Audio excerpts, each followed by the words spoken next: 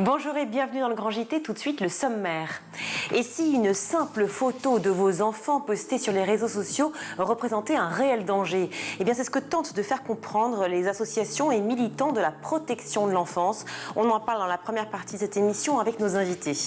Dans le bon point du jour, nous parlerons d'Éclore, un roman graphique où l'autrice se livre sur son intimité sexuelle, sentimentale et psychologique. Aude Mermillot sera avec nous dans quelques minutes. Dans sa chronique, Charlie Adélaïde nous parlera d'un livre, un livre extrêmement tendance sur les réseaux sociaux et partout, Intermezzo de Sally Rooney. Mais avant cela, place à l'actualité de l'éducation avec Shirley.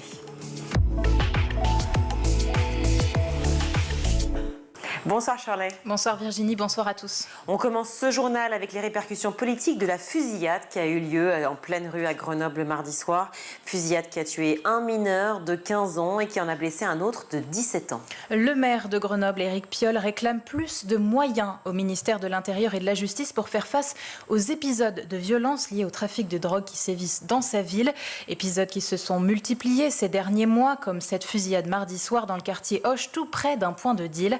Éric Piolle était l'invité du 13-14 hier au micro de Jérôme Cadet sur France Inter. Il revient sur les réalités paradoxales de sa ville. Il y a deux réalités qui s'entrechoquent à Grenoble. Grenoble a été choisi par l'Union européenne pour être capitale verte de l'Europe. Grenoble a été récemment, vous en aviez parlé, choisi par le cabinet Oxford Economics comme meilleure ville où il fait bon vivre dans le monde. Record de dépôt de brevets en Europe, on apprend ça cette semaine. Et en même temps, il y a ce trafic qui gangrène la ville. Et aujourd'hui, les habitantes et les habitants sont inquiets. Je suis inquiet parce qu'on a l'impression de revenir dans les années 70, 80, début des années 90, où il y avait des morts à foison, une violence débridée. Malheureusement, les personnes qui font principalement les frais de la guerre économique entre les dealers, eh bien, ce sont les jeunes. Économique à laquelle se livrent des dealers de façon très violente. C'est les petits d'en bas qui sont tués. Là encore, ce jeune garçon de 15 ans. Oui, j'allais dire, la particularité, c'est quand même la jeunesse aussi des victimes. Oui, partout, en fait, nous voyons cette montée. Il y a cette impression de revenir dans les années, des années noires. Les mots du maire de Grenoble, Éric Piolle, hier midi sur France Inter, qui a écrit avec plusieurs de ses homologues du bassin grenoblois au ministère de la Justice et de l'Intérieur pour demander plus de moyens. Réponse de Bruno Retailleau, ministre de l'Intérieur, ce matin sur France Inter au micro de Léa Salamé. Moi, ce que je voudrais déjà, c'est qu'Éric Piolle déploie beaucoup plus de caméras de vidéoprotection. Il dit que ça marche pas. Il dit que ça marche. Eh bien, il a un discours antisécuritaire. Bruno Retailleau considère que la sécurité dans les villes est à la fois l'affaire du maire, qui a des pouvoirs de police, et celle de l'État au niveau national. Or, Éric Piolle se sent délaissé par l'État. Pour rappel, depuis le début de l'année, plus d'une vingtaine d'épisodes de violence par arme à feu liés au trafic de drogue ont été recensés sur le territoire de la métropole de Grenoble. Information qui concerne les familles monoparentales à présent. Dans le cadre des débats sur le budget 2025, les députés français approuvent la défiscalisation des pensions alimentaires. Hier, l'Assemblée nationale a voté en faveur d'un amendement socialiste qui vise à défiscaliser les pensions alimentaires reçues par les parents ayant la garde de l'enfant, mais aussi à supprimer l'avantage fiscal dont bénéficie le parent qui verse la pension. Un amendement voté à 50 voix pour et 46 contre. Pas sûr néanmoins que cette mesure soit conservée dans la copie finale du budget 2025. L'examen de la partie recettes se poursuit. On part en Martinique à présent où le dispositif de soutien vacances apprenantes est d'autant plus important que les enseignements ont été impactés évidemment par les mobilisations contre la vie chère. Pendant la Toussaint, 70 élèves du collège François-Auguste Périnon à Fort-de-France en bénéficient par exemple. Cela prend la forme de cours de soutien scolaire en petits groupes qui permettent aux élèves de pallier les difficultés rencontrées durant l'année. Si la démarche est volontaire, elle peut être souhaitée par l'établissement. Maths, français, histoire géo ou encore SVT, les collégiens peuvent choisir de consolider les acquis de 2 matières en particulier. Les vacances apprenantes ont pour objectif d'assurer la consolidation des apprentissages et de contribuer à l'épanouissement personnel des jeunes à travers des activités culturelles, sportives et de loisirs encadrées par des professionnels, peut-on lire sur le site du ministère de l'Éducation. Un dispositif primordial pour lutter contre le décrochage scolaire, selon les professeurs de ce collège martiniquais, d'autant plus primordial primordial que depuis la rentrée, les cours ont été très perturbés par les mobilisations contre la vie chère, violences urbaines, barrages routiers qui empêchent l'accès aux établissements, écoles complètement fermées. Au total, à ce jour, 3 journées de classe ont été perdues en Martinique. Selon le ministère de l'Éducation, en 2023, une hausse significative des moyens a été attribuée à l'organisation des stages de réussite, avec pour objectif l'augmentation du nombre de stages de réussite proposés aux élèves en difficulté et la proposition de stages de réussite dans tous les établissements de secteurs défavorisés. Si les citoyens martiniquais manifestent contre la vie chère, une manifestation a eu lieu hier après-midi en soutien au militant écologiste Paul Watson, toujours détenu au Groenland. Oui, avec une revendication, sa libération.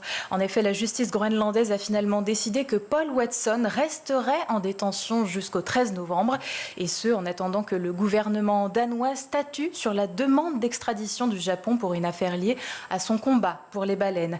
Hier après-midi, sur le parvis de l'Hôtel de Ville de Paris, des centaines de personnes ont manifesté contre cette décision, parmi lesquelles des enfants également touchés par la cause. Certaines personnalités comme Brigitte Bardot ou Francis Lalanne étaient également présents. Pour rappel, Paul Watson, fondateur de Sea Shepherd et de la Fondation en faveur des océans qui porte son nom, a été arrêté alors qu'il était en route avec son navire pour intercepter un navire-usine baleinier nippon. Le Japon réclame depuis 2012 son extradition, l'accusant selon ses soutiens d'obstruction à une activité commerciale, mais aussi d'être co-responsable de dommages et blessures lors de heurts avec un baleinier nippon dans l'océan Antarctique en 2010. Le 16 octobre dernier, Paul Watson a demandé l'asile politique à la France. On remercie le reporter photographe Jérémy Garamond pour ses photos de la manifestation en faveur de Paul Watson hier, place de l'Hôtel de Ville.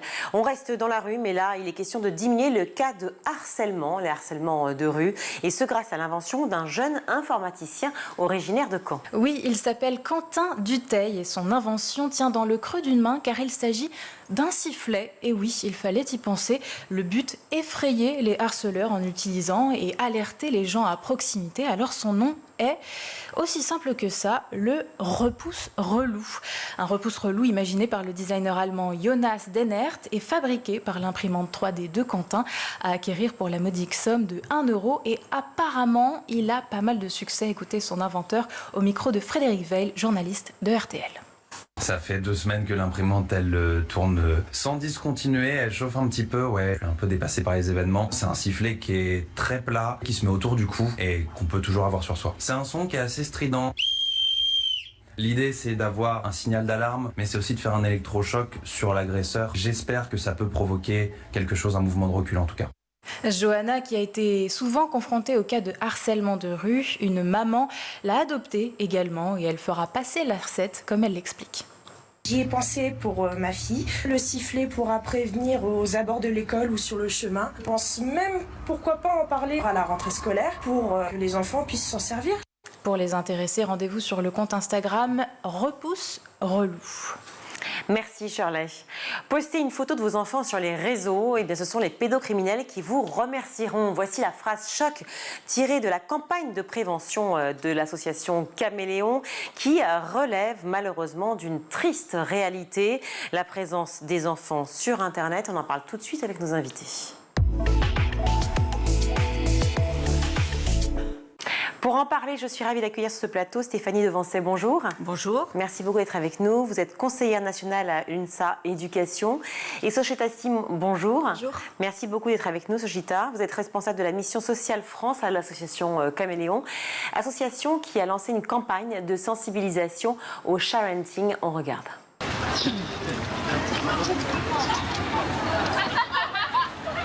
Bonjour. Tenez, je vous donne une photo de ma fille, elle s'appelle Lia. Ok. Et celle-là, je vous la donne.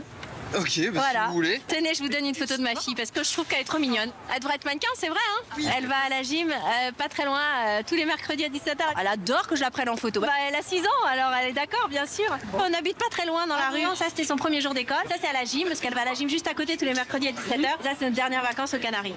Bah, ça, c'est quand elle a fait son entrée en CP parce qu'elle va à l'école juste à côté. Vous savez, c'est l'école qui est juste au coin là. Vous voyez où elle est l'école? L'avenue Victor Hugo? Là, elle fait du sport. En fait, elle va à la gym tous les mercredis à 17h. D'accord. Et elle adore ça.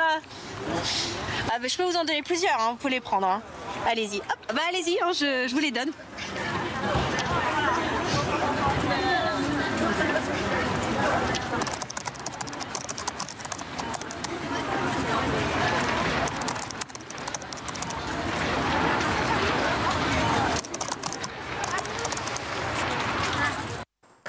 Les prédateurs sexuels vous disent merci. Merci, pourquoi? On parle de sharenting aujourd'hui. Sharenting, ça vient de share, partager, et pour parents, parenting, car ils sont bien le cœur du sujet. Les parents, les proches. Pourquoi on ne s'alarme que maintenant sur la problématique de poster des photos sur les réseaux sociaux? Sochita Sim. Alors ça fait un moment déjà qu'on parle de ce phénomène qui a augmenté notamment depuis la pandémie, avec de plus en plus de parents qui postent des photos de leurs enfants. Mais on voit qu'en fait, la manière dont les pédocriminels viennent voler ces photos, les détourner et même tenter d'entrer en contact avec les enfants ne fait qu'augmenter également, d'où notamment une proposition de loi qui a été votée là en février 2024 pour mieux garantir le droit à l'image et la vie privée des mineurs. Donc c'est de plus en plus diffusé dans la société et compris, on espère, en tout cas par les parents. En tout cas, cette campagne vise à davantage sensibiliser l'opinion publique sur ces dangers. Diffuser les photos de ses enfants sur les réseaux sociaux, c'est un geste devenu anodin pour les parents, pour les familles. Stéphanie Devancey.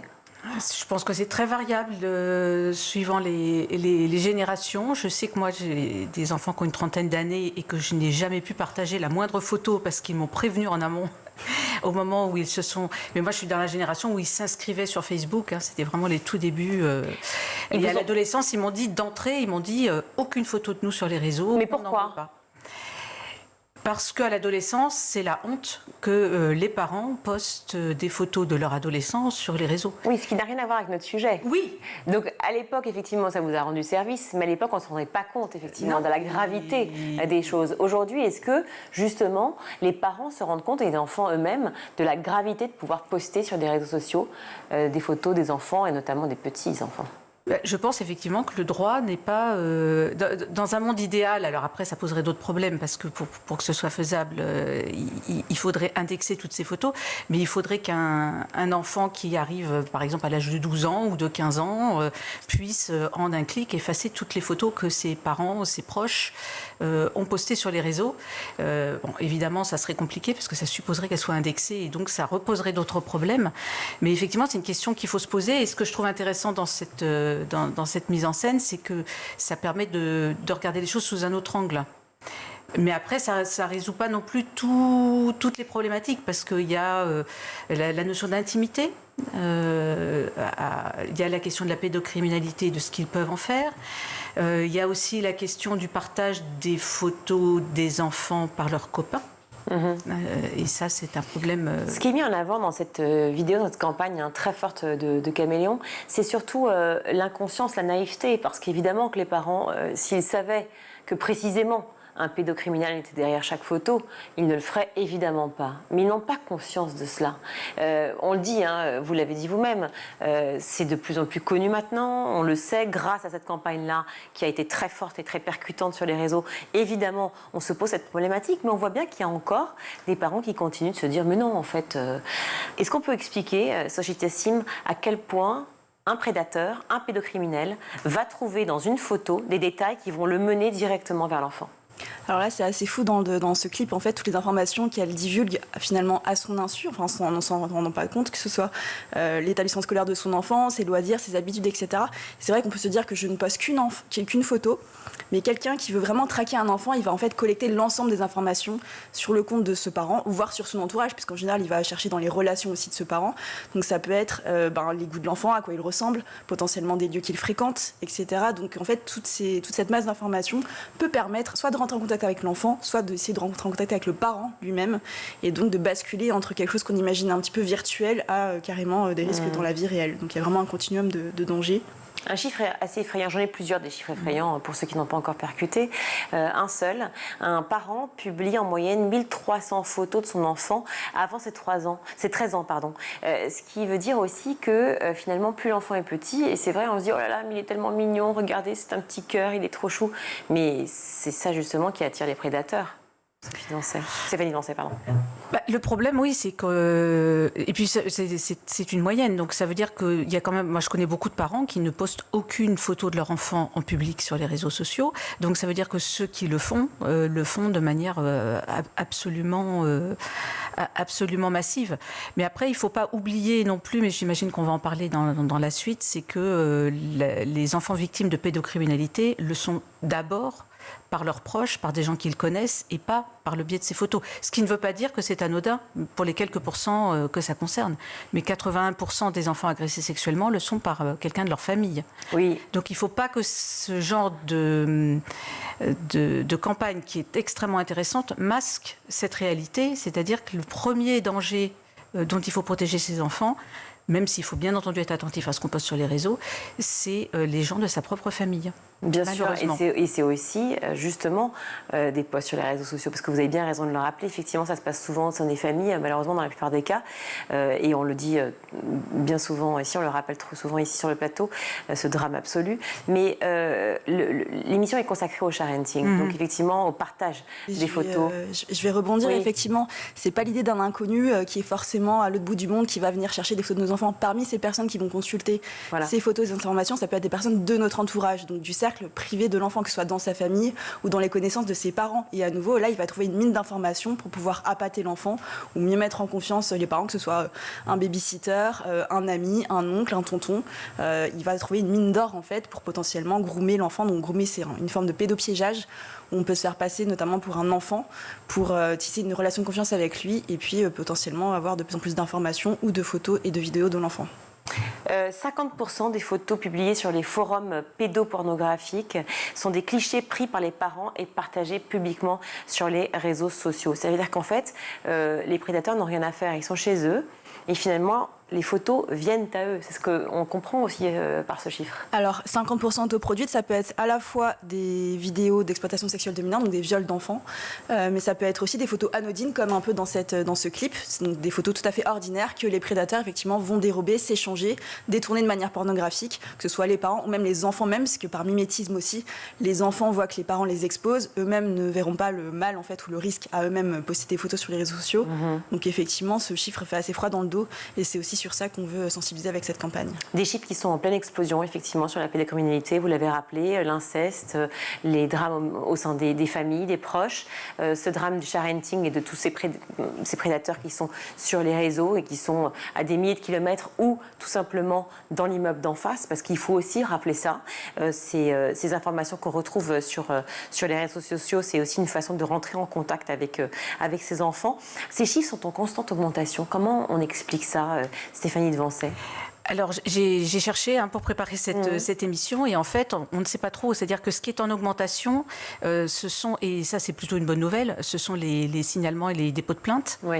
Mais on ne sait pas, ce phénomène en fait n'a pas vraiment été étudié de façon extrêmement précise. La Ciivise a ouvert en fait les premiers chiffres qui sont extrêmement effrayants, mais on ne sait pas si ça augmente. Malheureusement, je crains que ça ne soit pas en baisse, mais la prise de conscience, par contre, est extrêmement importante. Donc, on peut se réjouir du fait qu'on en parle de plus en plus et qu'on fasse prendre conscience de ce phénomène à travers, y compris ce genre de campagne, parce qu'on est quand même très très aveugle à tous ces enfants autour de nous qui sont agressés sexuellement. 1 sur 10, moi c'est le chiffre que j'ai retenu de la Ciivise, c'est-à-dire 2 à 3 par classe qui sont concernés et qu'on ne voit pas. 3 par classe, oui, exactement. Est-ce que les parents font fausse route sur la représentation que l'on se fait du criminel, du pédocriminel, finalement? Il y a Laura Morin de l'association L'Enfant Bleu qui dit « Dans l'imaginaire, on pense que le pédocriminel cherche des photos sexualisées d'enfants. Or, ce dernier est surtout intéressé par n'importe quel corps d'enfant. » Tout à fait, c'est ce qu'on a montré dans cette vidéo, c'est que ça peut être des photos de classe, des photos lors de leurs activités, et puis on a voulu montrer plusieurs profils aussi de prédateurs pour qu'il n'y ait pas vraiment cette image type. Ça peut être de tous les milieux sociaux, de toute origine, même aussi des femmes par ailleurs, et de tout âge, donc vraiment ça peut être n'importe qui. Et je voulais rebondir aussi sur l'augmentation de ces contenus. Quand même, il y a des études d'Interpol, d'Europol, ou même des alertes de l'OFMI, qui est l'Office mineur central, qui montrent qu'il y a une augmentation massive depuis 10 ans, 88 millions de contenus pédocriminels en circulation dans le monde entier, donc c'est plus de 6000% depuis 10 ans.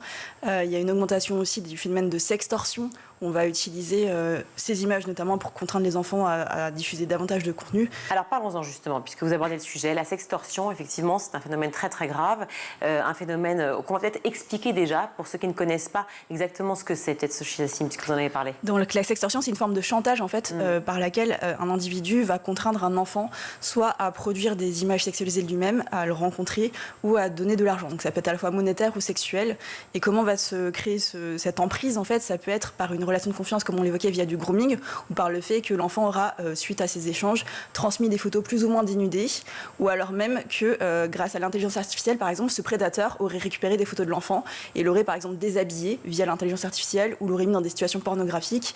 Ce qu'on appelle les deepfakes. Par exemple. Et pour ne pas en fait faire circuler ces photos ou ces vidéos qui peuvent être très compromettantes entre guillemets pour l'enfant de lui-même, dans cette peur, cette crainte et ces menaces, va du coup produire lui-même des images. C'est ce qu'on voit très souvent, Stéphanie Devancey, au sein des adolescents de manière générale, des jeunes, ces nudes qui sont partagées, ces photos dénudées. Alors ça peut être au début une épaule, puis après encore plus, et finalement qui sont effectivement objets de chantage pour ces criminels. Là, dans ces cas-là, il n'y a pas 36 000 solutions, c'est la prévention. C'est-à-dire dans les familles et à l'école. L'école doit prendre sa part dans ce travail de prévention, notamment à travers les séances sur la vie affective et l'éducation à la sexualité à partir du collège. Ces séances sont faites ? Alors, c'est variable. Il y a beaucoup de freins. Il y a aussi des freins sociétaux. Il ne faut pas oublier la responsabilité de certains groupes qui considèrent que de parler de ces choses-là aux enfants, ça serait contre-productif pour eux et que ça mettrait en cause leur innocence. Oui, enfin, on voit bien que ces prédateurs, justement, capitalisent et comptent bien sur le fait que ces enfants vont rester innocents et inconscients de ce genre de danger. Donc, c'est vraiment aux familles et à l'école conjointement, pour que s'il y a un trou dans la raquette à un endroit, eh bien, qu'il puisse être compensé à un autre endroit. Comment convaincre ces familles dont vous parlez, qui justement se disent, pour des contraintes morales, religieuses ou autres, se disent je ne veux pas que mon enfant assiste à ça, je ne veux pas qu'il entende fellation, je ne veux pas qu'il entende sexe, je ne veux pas qu'il entende ces mots. C'est extrêmement complexe et là vraiment il y a un défi pour notre ministre. Je ne sais pas si elle a conscience de ce qu'elle va devoir relever, mais et puis c'est sociétal, c'est-à-dire que notre société se radicalise sur tout un tas de sujets, y compris celui-ci, et il faut vraiment renvoyer les parents inquiets, et les parents ont le droit d'être inquiets, et moi je conçois tout à fait qu'on se dise non, mon enfant, j'ai pas envie qu'il entende, qu'il voit, qu'on lui parle de ça. Si le parent prend les devants, dit à l'école, on va sûrement t'en parler, mais moi je t'en parle aussi d'une manière qui me semble particulièrement adaptée à toi, parce que aussi une des grosses peurs des parents, et qui n'est pas fausse, c'est que eux ils connaissent leur enfant, ils savent s'adresser à lui et lui dire les choses sans le heurter. Un enseignant, il est face à une classe de 25 à 30 enfants, il va adopter un discours moyen, qu'il considère adapté au groupe, mais qui ne sera pas forcément calibré sur chaque enfant. C'est pour ça aussi que c'est très important que les parents prennent cette question en compte et prennent les devants sur ce qui va se passer à l'école et soient capables aussi de récupérer derrière sur un enfant qui a été un petit peu heurté ou déstabilisé par un propos, que le parent puisse dire l'enseignant a dit ça de cette manière, moi je te l'aurais dit de cette manière-là, et on en reparle tranquillement sans dramatiser, parce qu'on a aussi beaucoup de dramatisation sur ce sujet-là. Est-ce que c'est peut-être la loi qu'il faut mettre en avant systématiquement aussi, à la fois les parents, la société, pour dire non, attention, une loi garantit maintenant le respect du droit à l'image justement des enfants, la loi stipule que, etc. Est-ce que c'est aussi une façon de pouvoir se protéger? Tout à fait, donc on voit que les évolutions législatives font suite à des mouvements de la société civile également, et à des prises de conscience, mais il faut aussi comprendre quels sont les enjeux derrière cette loi, et là c'est tout un travail de pédagogie et de dialogue, y compris avec les parents. Sur ces fameuses séances, il faut comprendre qu'on n'est pas autour de la sexualité forcément en tant que telle selon l'âge de l'enfant, on est vraiment sur les émotions, le consentement, le respect, et on peut comprendre les inquiétudes, mais il faut aussi se dire que les enfants baignent dans le porno avant l'âge de 12 ans, un enfant sur 3 y a déjà été exposé. On estime qu'environ 10% des personnes qui consultent des sites pornographiques sont des mineurs, et on voit l'impact que ça peut avoir en fait sur leur représentation, sur leur construction identitaire, leur schéma affectif et sexuel.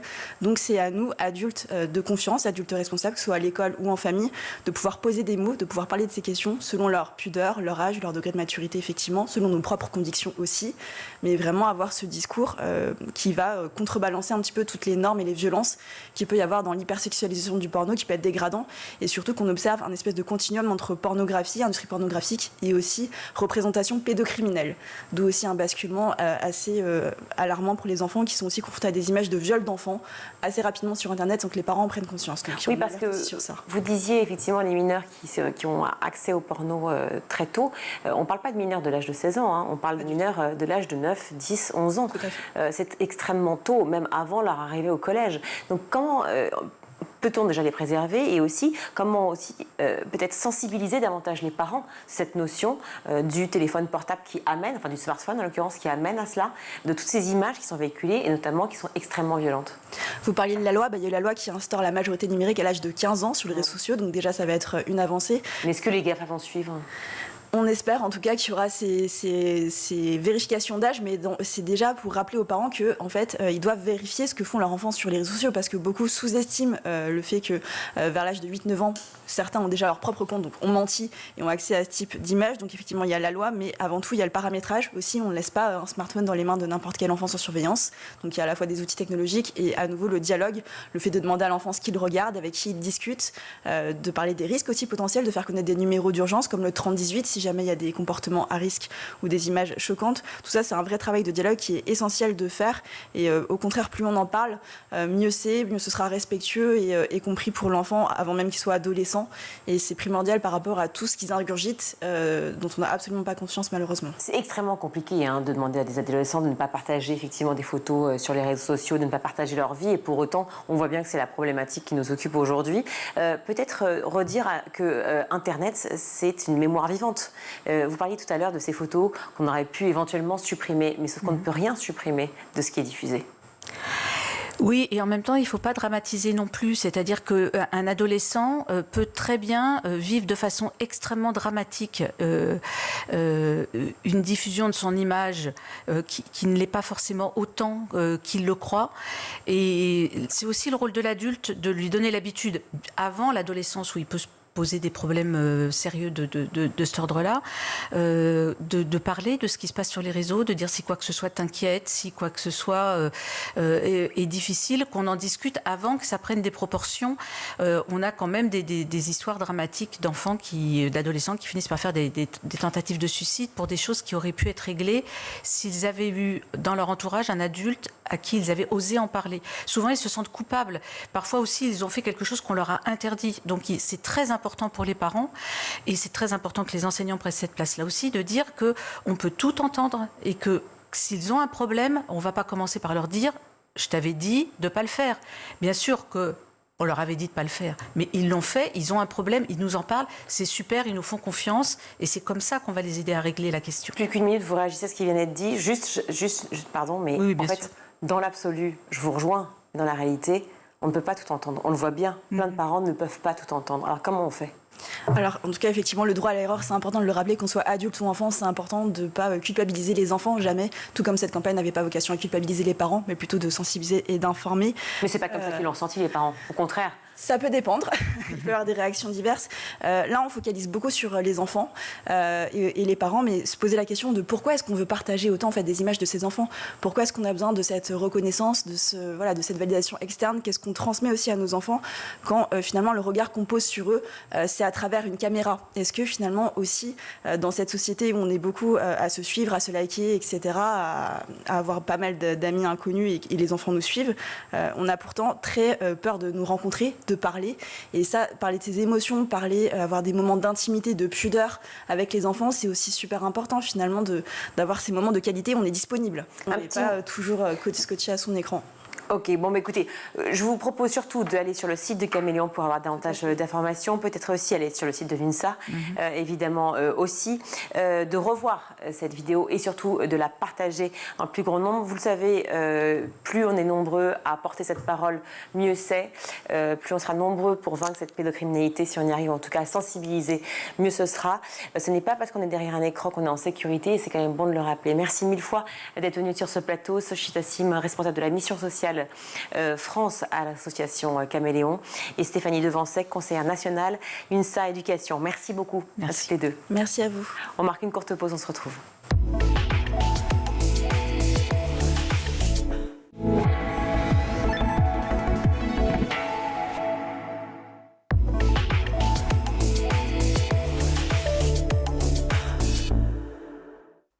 De retour dans le Grand JT, je suis ravie d'accueillir Aude Mermillot. Bonjour. Bonjour. Merci d'être avec nous, Aude. Vous êtes l'autrice, notamment, parce que ce n'est pas le premier, d'Éclore, paru aux éditions Casterman, un roman graphique absolument magnifique.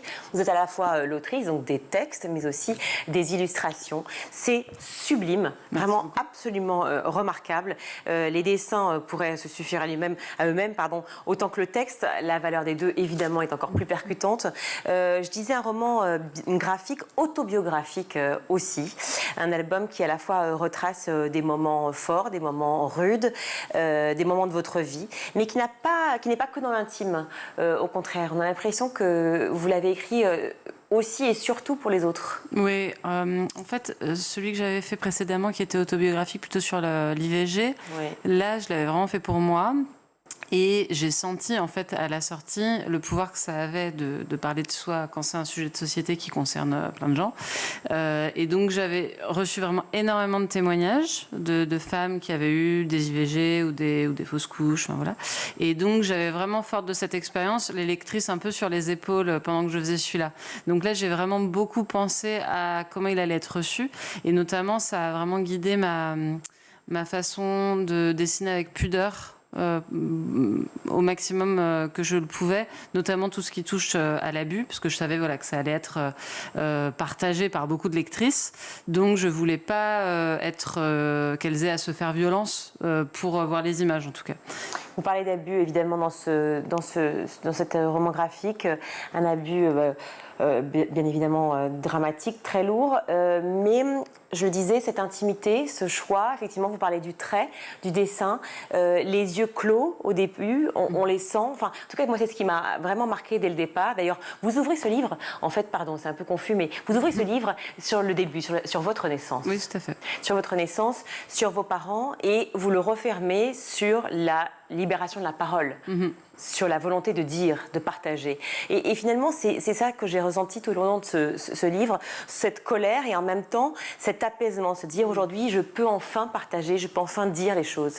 Oui, en fait, c'est un livre que je savais que j'allais faire un jour, mais j'attendais d'être suffisamment à l'aise aussi avec les codes de narration dans mon métier pour être capable de faire ce livre-là en particulier.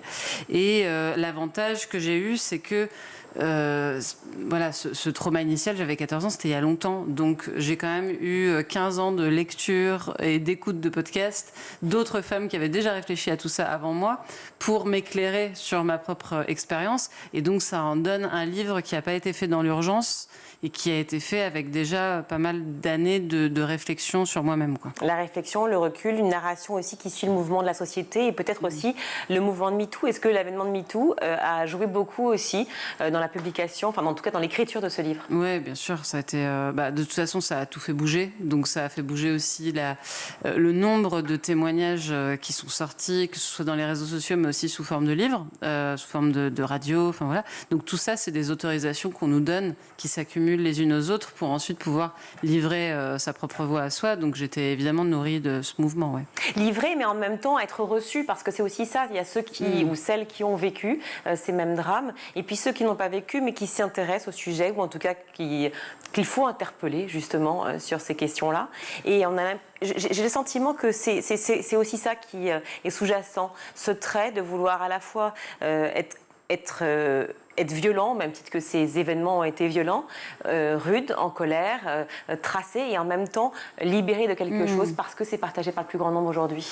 Oui, c'est ça, c'est que je savais que c'était un livre qui sortait au bon moment, parce que je suis vraiment renforcée par toutes les autres, et il s'avère que moi, maintenant, ça va aussi, que justement, je raconte comment est-ce que je sublime tout ça, comment je m'en remets, comment j'ai des rencontres qui ensuite sont heureuses, et comment maintenant ma vie est effectivement joyeuse avec une vie de famille apaisée, et voilà.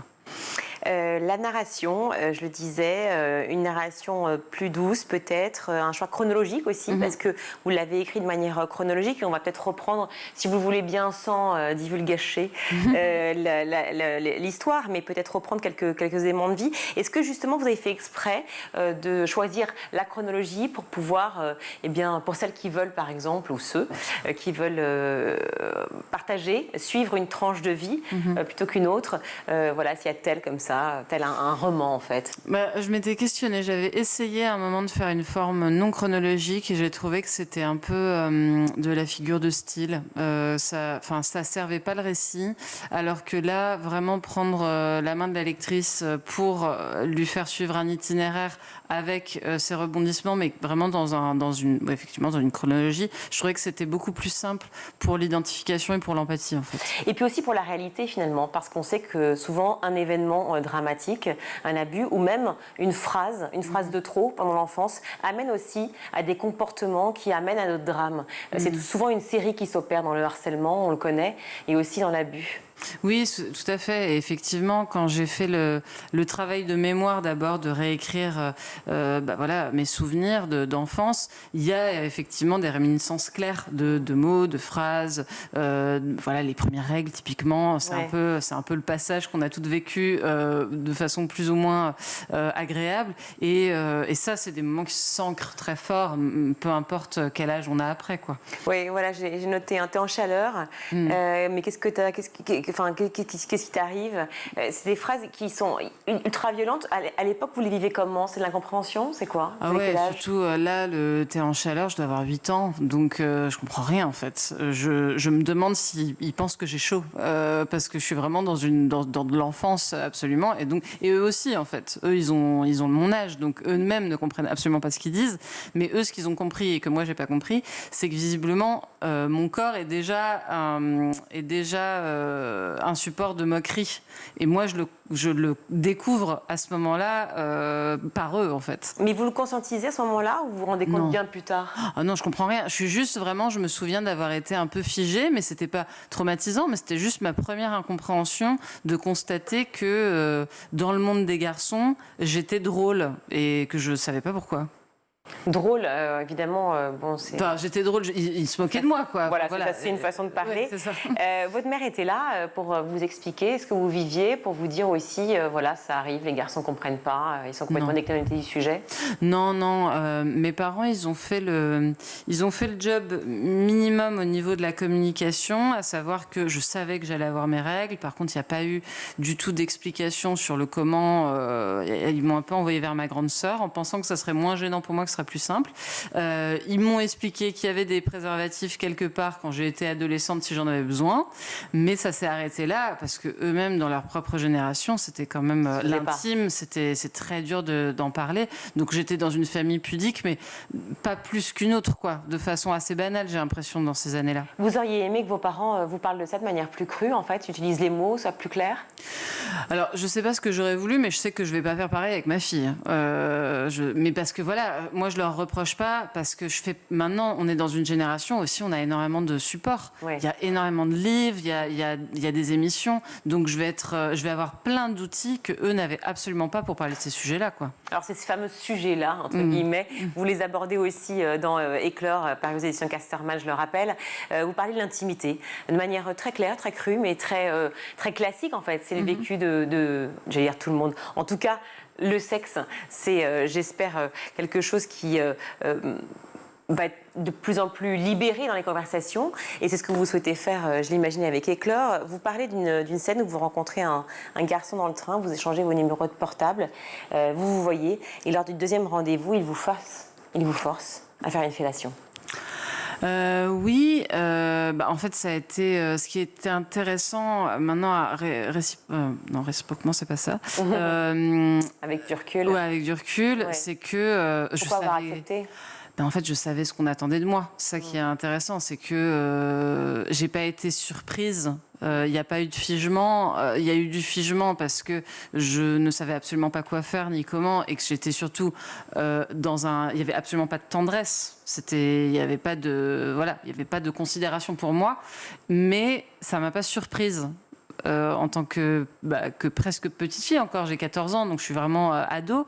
Et donc ça, je me dis, qu'est-ce que ça dit de la société de cette époque-là, alors que j'ai jamais vu de nudité, mais j'ai jamais entendu mes parents faire l'amour. Donc je suis vraiment dans une naïveté totale autour de la sexualité, de comment elle se vit. Mais en revanche, je suis pas surprise qu'ils veuillent ça, et je repars pas chez moi choquée. Et en plus, il y a cette confusion en fait de l'amour qui vient se greffer à cela, c'est-à-dire que à la sexualité, tout d'un coup, vous y amenez peut-être de finalement, j'aimerais bien juste qu'il m'aime en fait. Oui, c'est ça. C'est qu'en fait, moi, j'ai très envie qu'il soit amoureux de moi, j'ai très envie qu'il me prenne la main et qu'il me présente à ses amis. Enfin, j'ai envie qu'on soit amoureux de moi, et j'ai l'impression que ça se monnaie comme ça en fait, que c'est ça qu'il faut faire pour avoir droit à un troisième rendez-vous, ce qui m'amènera au troisième rendez-vous qui là finit carrément en un viol, mais en un viol que je ne conscientise que bien des années après, parce que encore une fois, comme il n'y a pas de violence, il n'y a pas de moment où il me dit verbalement « je m'en fous que tu ne veuilles pas et je le fais quand même ». C'est juste que c'est ce qu'il fait, mais c'est juste que moi, je sais plus où je suis en fait. Et c'est vraiment ce qu'on appelle la zone grise, qui est extrêmement banale, que nous montrent à un niveau grossissant les procès de Mazan actuellement. Ouais.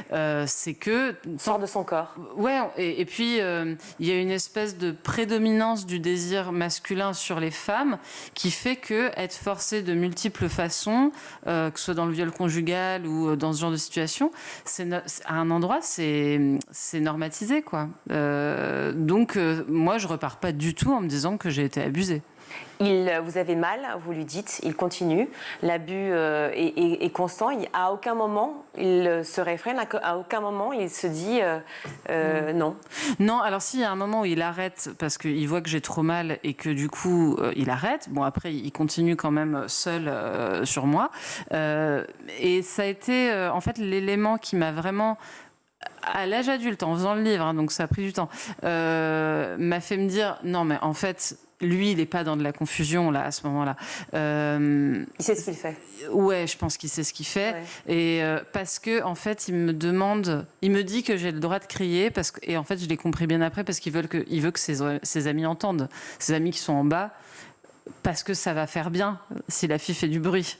Et ça, mais c'est marrant, parce que je veux dire, je me suis repassé cette scène quand même un certain nombre de fois dans ma vie, et j'en ai pris conscience que là, en faisant le livre, et de me dire, ah non, quand même, ça veut dire qu'il savait ce qu'il faisait. Et je prends une dernière petite minute, parce que malheureusement, on va devoir arrêter, mais ce serait bien, parce que comme ça, vous allez pouvoir justement acheter le roman Éclore pour tout lire, comprendre, voir aussi, parce que les images, les dessins parlent vraiment d'eux-mêmes. C'est aussi ça, c'est ce que je disais en début d'échange, hein, qui amène aussi au harcèlement que vous avez vécu avec les filles après, tout au long de votre jeunesse, à différentes phases que vous revivez aussi avec d'autres hommes que vous rencontrez dans votre vie. Finalement, c'est ça aussi, ces événements très dramatiques et qu'il faut comprendre, que la société doit comprendre, et qui amènent aussi à des comportements après qu'on a décidément pas choisi, quoi. Oui, c'est qu'en fait, sur une sexualité qui commence comme ça ancre quelque part que être utilisé par l'autre, c'est la norme. Et pour déconstruire ça, ce que j'ai réussi à faire quand même, ça prend du temps, quoi. Mais ça prend de la lecture aussi. Merci beaucoup Aude-Mère Millot d'être venue sur le plateau du Grand JT. Éclore, donc chez Casterman, que je vous conseille vivement de lire ou d'offrir aussi. Hein. N'oubliez pas, c'est bientôt le moment des fêtes. Merci beaucoup d'être venue sur le plateau du Grand JT. On va tout de suite retrouver Shirley Adélaïde pour sa chronique. Ce n'est ni du make-up, ni un vêtement, ni des baskets, mais bien un livre que l'on arbore tel le dernier accessoire tendance sur les réseaux sociaux. Intermezzo de Sally Rooney est un must-have. Alors pourquoi un tel engouement pour ce livre, Shirley ? Alors Sally Rooney, pour ceux et celles qui ne la connaîtraient pas, c'est une jeune Irlandaise de 33 ans. Ses livres se sont vendus à plus de 6 millions d'exemplaires, traduits dans plus de 40 langues. Depuis 7 ans, elle est couronnée de succès à chacune de ses parutions, que ce soit Conversation entre amis, Normal People, qui a ensuite été adapté en série, Où es-tu, monde admirable, et puis le 4e, le dernier né, Intermezzo, paru aux éditions Gallimard, et que voici. Alors si pour l'autrice, la sortie du livre, c'est jamais une partie de plaisir, elle confiait au journal Le Monde très récemment dans une interview que autour de la date fatidique de la sortie du livre, elle se sent pas très bien, et ce, contrairement à sa horde de fans, sa communauté et de lecteurs et de lectrices qui attend au tournant chacun de ses romans. Alors aujourd'hui, on est le 24 octobre, ça fait un mois que Intermezzo est sorti. Ça raconte quoi exactement ce livre? Alors c'est l'histoire de deux frères très différents l'un de l'autre. L'un est avocat dépressif qui se soulage à coups de Xanax, Peter, 32 ans. L'autre, Yvan, de 10 ans, son cadet, est un jeune prodige des échecs qui vivote sans grande ambition professionnelle. Mais tous les deux traversent la même épreuve, le récent deuil de leur père, et le deuil, la gestion du deuil est évidemment une des thématiques centrales dans ce livre. Et puis, autre thème présent, et là c'est la marque de fabrique de Sally Rooney, les relations entre frères mais aussi sentimentales, puisque les deux frangins vivent des relations atypiques, on pourrait dire non conventionnelles, puisque Peter, du haut de sa bonne situation, sort avec une jeune chômeuse, une femme de 22 ans qui vit dans un squat et fume des joints, alors qu'Ivan, lui, qui n'a pas du tout les codes de la sociabilité, tente de séduire une femme de 35 ans et en tombe amoureux. Voilà, on est dans leur tête, à tous ces personnages, à la virgule près. On fait presque corps et esprit avec eux, et au début, on peut être un peu surpris par cette espèce de mélange, puisqu'il faut se concentrer pour démêler ce qui relève des dialogues et des pensées des personnages. Après, on s'y fait, Sally Rooney, c'est un style. Entre ce peu d'artifice, ça va droit au but, c'est brut et parfois même c'est cru. Alors un peu surpris peut-être, mais enfin ça marche quand même. Ça marche du tonnerre. Il y a une hype autour de ce roman, Virginie, et les réseaux sociaux en sont la plus belle vitrine. À l'annonce de la sortie, tout le monde est devenu dingue de chez dingue. Aujourd'hui, #Intermezzo comptabilise 23 000 vidéos sur TikTok et 134 000 posts sur Instagram. Plateforme où les publications rivalisent de photos et vidéos à esthétique. Normalement, vous vous souvenez ce que cela signifie, Virginie, une mise en scène qui permet de faire ressortir une ambiance, une esthétique particulière. Alors d'abord, on se fait belle pour aller chercher son bouquin. Ça fait partie du pèlerinage, regardez. Thought we'd be in college together. I bet you'd pretend not to know me if we bumped into each other. I would never pretend to not know you, Colin. You know I love you. And I'm never gonna feel. Ensuite, on attaque le pavé. 446 pages.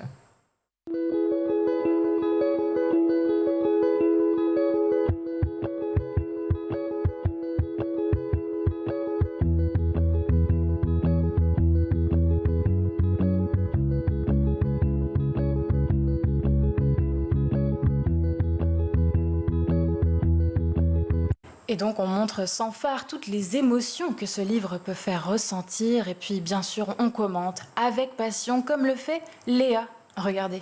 Dernièrement, il s'est passé un truc de dingue. J'ai eu la chance de lire en avant-première mondiale un des livres les plus convoités de la rentrée littéraire. Aujourd'hui, on parle du livre Intermezzo de Sally Rooney. Alors déjà, est-ce qu'on peut faire un point 5 secondes sur la couverture magnifique du livre? Je trouve que le bleu est juste splendide. Je trouve que c'est une couverture qui est assez sobre et pourtant, je la trouve absolument magnifique. J'ai eu la chance de lire ce livre parce que on m'a contacté pour faire une création de contenu à partir du roman et j'ai découvert ce livre qui m'a complètement bouleversée. Donc je l'ai d'abord lu en version non corrigée et ensuite je l'ai reçu en version officielle et en plus j'ai eu un tote bag.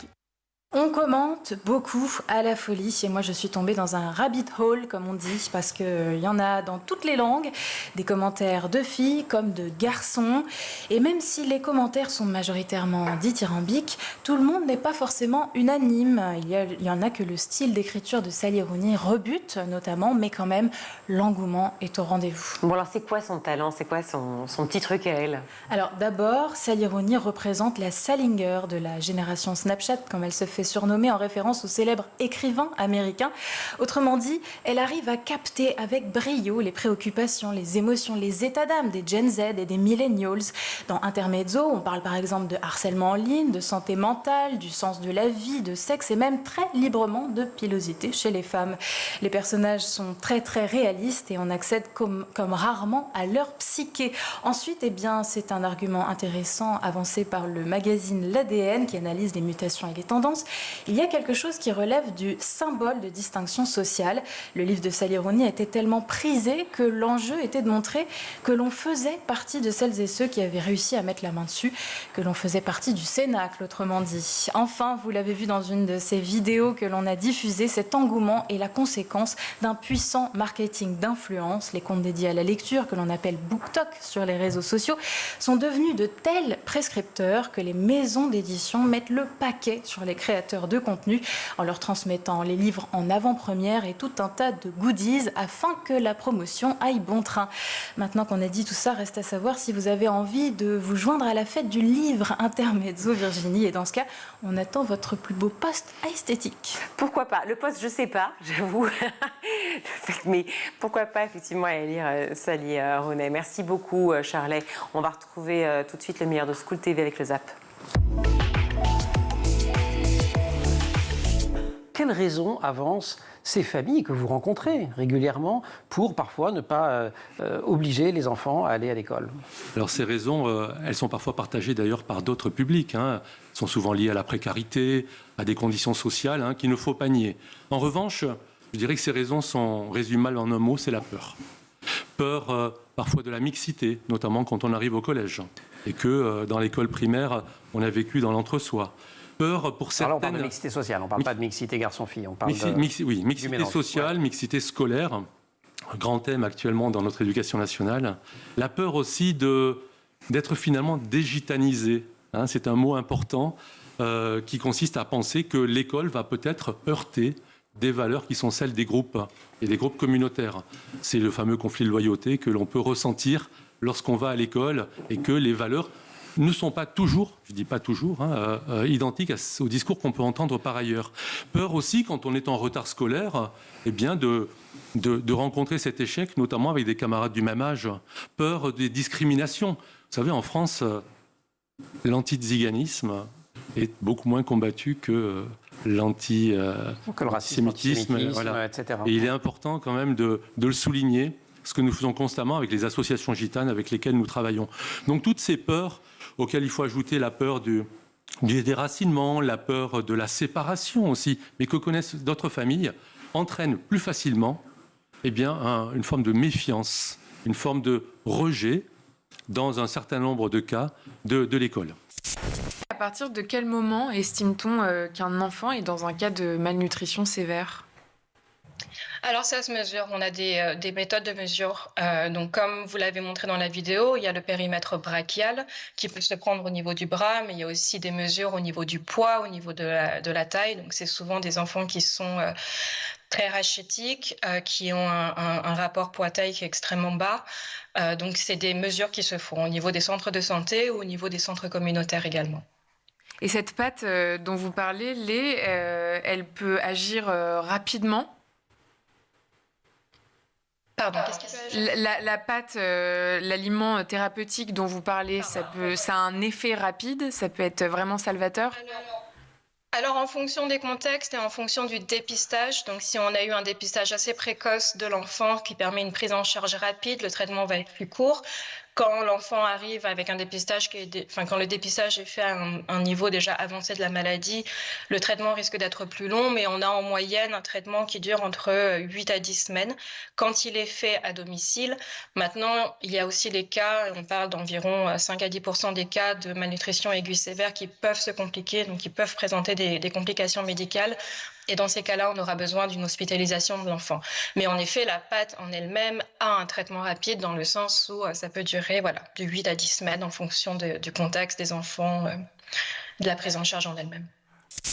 On va parler, Frédéric, avec vous, d'une première en Europe. D'abord, Simplon, c'est une entreprise sociale qui forme des milliers de personnes au métier du numérique. On en parle de temps en temps dans l'école du futur. Vous avez récemment annoncé ce partenariat stratégique, une vraie première avec OpenAI, qu'on ne présente plus, la maison mère de ChatGPT, pour rendre l'intelligence artificielle accessible, notamment aux communautés sous-représentées. On veut tout, les coulisses, comment est né ce partenariat, etc. Dites-nous tout. On avait déjà depuis 2013 des partenariats assez structurants avec des grandes machines du numérique, comme Microsoft, comme Apple, comme Meta. Et ça s'est fait à Vivatech, au mois de mai. En fait, j'avais des partenaires qui sont basculés chez OpenAI, qui ont été débauchés par OpenAI. Et donc, comme j'avais déjà l'habitude de travailler avec eux, ils étaient dans d'autres entreprises que je ne citerai pas. On a repris langue et on a discuté un petit peu au moment de Vivatech. On a discuté pendant l'été. Et puis voilà, on l'a annoncé il y a quelques semaines. Mais ça s'est fait assez naturellement. Après, on est le seul partenaire en Europe aux côtés de l'UNICEF. C'est un peu, on se demande ce qu'on fait là. Mais voilà, comme on est assez référent sur ces questions-là, je pense qu'ils ont choisi de continuer à travailler avec des gens qui connaissaient déjà. Alors justement, peut-être pour celles et ceux qui ne connaissent pas encore bien Simplon, qu'est-ce que vous êtes, qu'est-ce que vous faites et surtout qu'est-ce qui, selon vous, a intéressé OpenAI chez vous ? On fait partie de cette vague-là des bootcamps à la française, donc des formations un peu innovantes, lancées en même temps que l'école 42, le wagon, et tous ces gens-là, c'est une génération spontanée, on s'est tous lancés, on a pris la même vague, mais on la surfe un peu différemment, nous on est très très social, très inclusif, et donc voilà, je pense que c'est ça qui a intéressé OpenAI, on est très très en contact avec des communautés éloignées de l'emploi, on a un programme réfugiés, handicap, et on forme 7000 personnes par an, on a 120 écoles dans 25 pays, principalement en France, donc voilà, je pense que voilà, et on est très très proche des ONG, on a aussi une fondation et donc voilà, on fait du prosélytisme pour qu'elles utilisent la technologie pour changer le monde et donc je pense que c'est ça qui a dû taper dans l'œil d'OpenAI. Vous citez dans l'ouvrage plusieurs exemples encourageants de rescolarisation d'enfants gitans, donc ça peut marcher. À quelles conditions? Est-ce qu'il y a une sorte de, de boîte à outils, de bons gestes à faire? Alors, mon équipe, nos équipes, les partenaires travaillent, je dirais, autour de trois axes qui font leurs preuves. Croyez-moi, ils font leurs preuves. D'une part, l'application de la loi, qui vaut pour tous et dont le défaut est une forme de relégation supplémentaire. Donc appliquer la loi et aller jusqu'au bout en l'expliquant. Le deuxième élément appliquer important... la loi, pardon, ça veut dire sanctionner en cas de non-scolarisation, c'est ça? Oui, tout à fait. C'est ça, tout à fait. voilà. Mais ce qui suppose, comme c'est le cas, préalable, bien sûr. Les commissions éducatives... L'intérêt, c'est tout le dialogue qui précède. En fait, le but du jeu, c'est de ne pas arriver à la sanction, on le redit. Mais, bien sûr. En tout cas, ça permet... Et on rappelle que les allocations familiales ne sont plus enlevées pour défaut de scolarisation. Donc ça, c'est important. Il faut aller jusqu'au bout, très sérieusement, par respect pour les familles. Par respect, et non pas par opposition. Deuxième élément, c'est l'alliance éducative. Cette alliance éducative, elle doit nous pousser, nous, Éducation nationale, à aller vers les familles. C'est aussi une injonction très associative actuellement. Aller vers pour faire venir. Aller dans les quartiers. On développe des actions de médiation, mais pas au sens où la médiation résout des conflits, au sens où elle est présente dans les quartiers, sur les lieux de vie des personnes. Et à l'inverse, il est bon que les personnes gitanes, ou plus généralement les personnes en grande précarité, soient présentes dans les écoles, en tant que représentants d'élèves, en tant que membres recrutés aussi. On essaie de recruter beaucoup d'AED dans les collèges gitans, des surveillants, qui ont des compétences pour l'être, et qui ont ce petit truc en plus, qui est la meilleure connaissance. Et ça, on l'a aussi... travailler depuis nos missions en Catalogne, de l'autre côté des Pyrénées.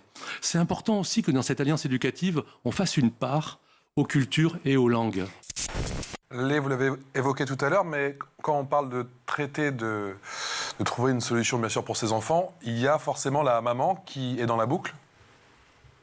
Bien sûr. La maman, l'entourage, on parle de plus en plus du rôle des pères, évidemment, mais ce qu'on appelle en anglais les caregivers, mais en tout cas la personne qui prend soin de l'enfant.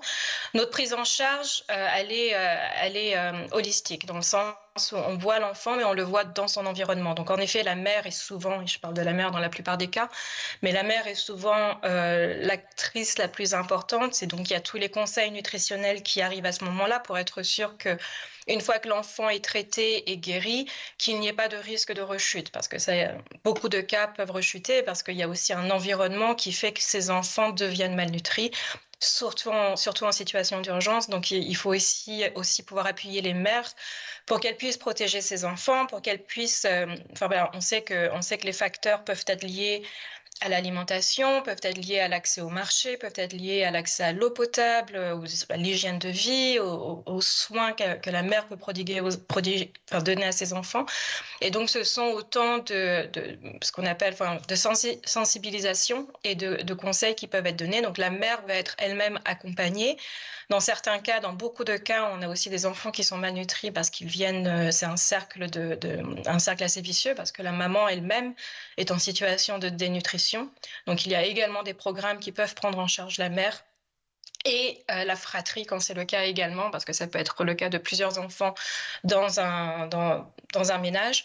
Et voilà, donc on fait beaucoup de liens avec les autres programmes, que ce soit en termes de protection sociale, que ce soit en termes d'accès aux aides humanitaires, à l'alimentation également, pour s'assurer que l'enfant lui-même soit dans un environnement qui ne soit plus précaire au niveau de l'alimentation. Vous parlez de projets d'intérêt général que vous envisagez de développer avec les ressources qui vont vous être mises à disposition. Ce hackathon Gen AI, c'est ça le c'est site ça, pour le handicap et la migration. C'est ça. Qu'est-ce que vous imaginez, qu'est-ce que vous souhaitez voir ressortir de ce hackathon? Qui y participe? Expliquez-nous. Nous, on n'imagine rien. Par contre, on a été voir 4 associations qui, elles, imaginent bien tous les cailloux dans la chaussure qu'ils ont et tout ce qui pourrait lever comme frein avec ces technologies-là. Donc, elles ont chacune droit à 2 challenges, 2 défis technologiques avec de l'IA générative. Et donc, on va les plier pendant les 2 jours de hackathon. On va les résoudre. Donc, ça va de la bibliothèque de prompt à un ChatGPT custom, en passant par des choses qui peuvent être effectivement audio, et de la transcription ou du multilingue. Donc, voilà, elles sont arrivées avec 8 problèmes et on a 2 jours pour les résoudre avec l'aide des experts OpenAI, d'associations, des membres de l'association aussi, des bénéficiaires. Donc, il va y avoir des personnes en situation de handicap et des réfugiés qui vont travailler dans le hackathon aussi aux solutions pour qu'on ne soit pas déconnecté du client final, on va dire. Et puis des partenaires entreprises qui, de manière bénévole, en fait, viennent s'impliquer parce qu'elles sont déjà partenaires des associations et des formateurs de Simplon, des apprenants de Simplon. Donc ça va être un joyeux bazar, mais ça va être super. C'est la fin de ce grand JT. Merci à toute l'équipe qui a préparé cette émission. À la réalisation, c'était Théo Boscar, le son Héloïse Merlin, le maquillage Laure Audemont, Laura Girard et Emma Ferré à la rédaction. Très belle soirée. On se retrouve demain. Ciao.